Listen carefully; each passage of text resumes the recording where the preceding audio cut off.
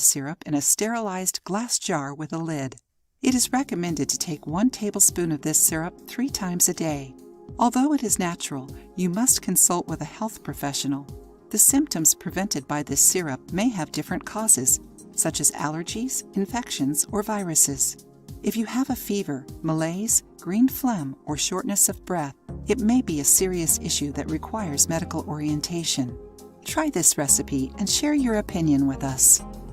If you liked the video, give it a thumbs up and share it with your friends. For more recipes and tips, subscribe to the channel.